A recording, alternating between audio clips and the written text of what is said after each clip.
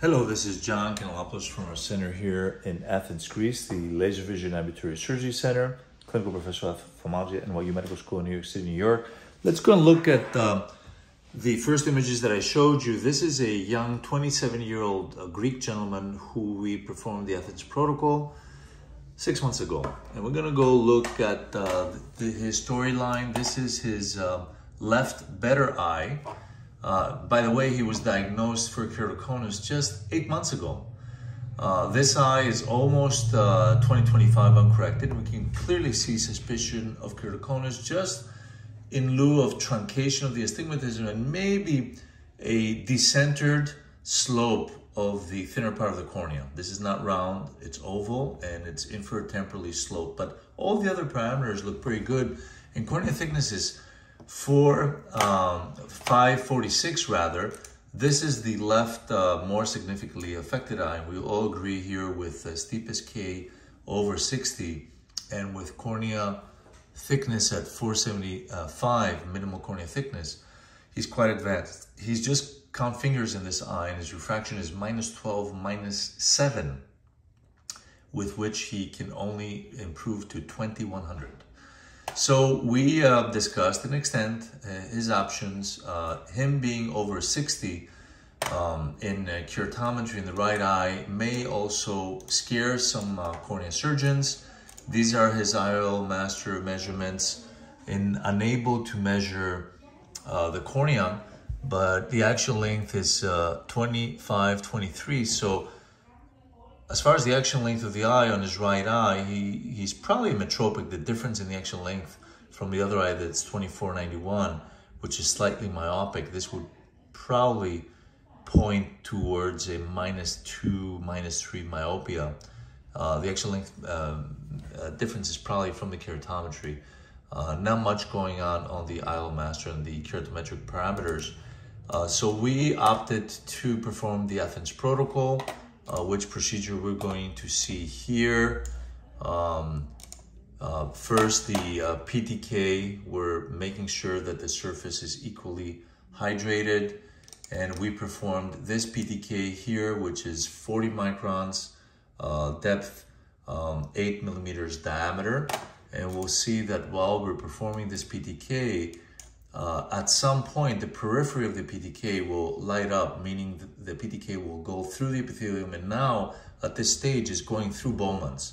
So with this device, with the EX500 excimer laser, the peripheral part of the PTK is not neutral. It digs in a little bit more in tissue. We like that in keratoconus because in a virgin eye, this would induce a little bit of myopia since it resembles a hyperopic ablation. Now we can see here that the cone is lighting up, and I will freeze the video here to go back and look at the epithelial maps, which would make sense. This is the epithelial map of the right eye that we saw before, which in our experience, since the epithelium is not thin over the thinner part of the cornea, this eye does not have active keratoconus.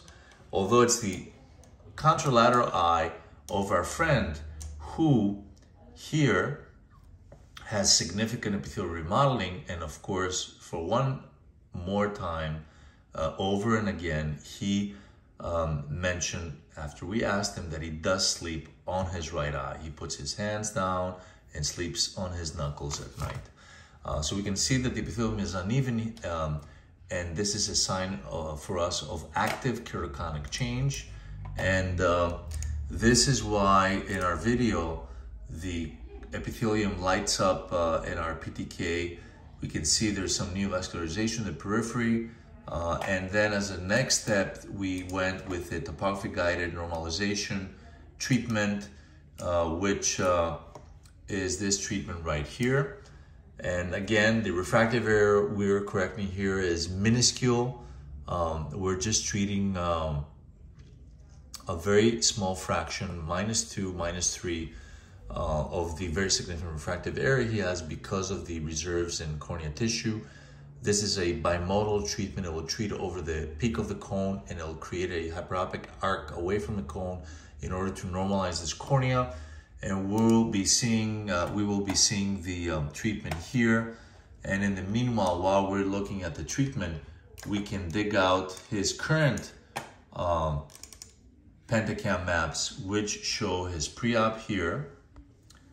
Let's do it at the same time with watching the topographic guided treatment.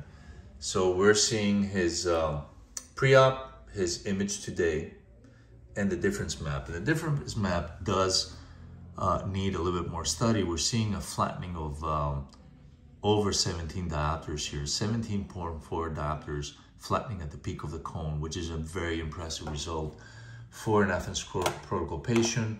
The cornea, of course, thinned about 50 microns, went from minimal 471 to 417, and our current epithelial maps, which are very important in our assessment of how his keratoconus is doing currently.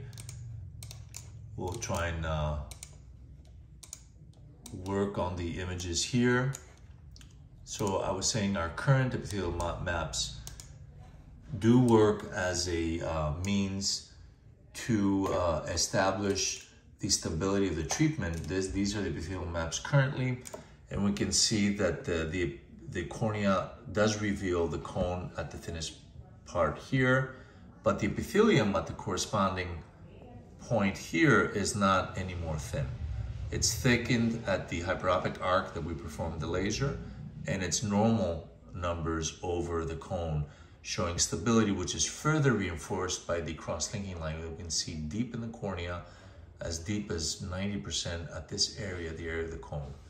So this, in review, is an AthensProtocol case. By the way, currently with a -5 contact lens, he reaches almost 20/20. So this is the beauty of our technique, the AthensProtocol.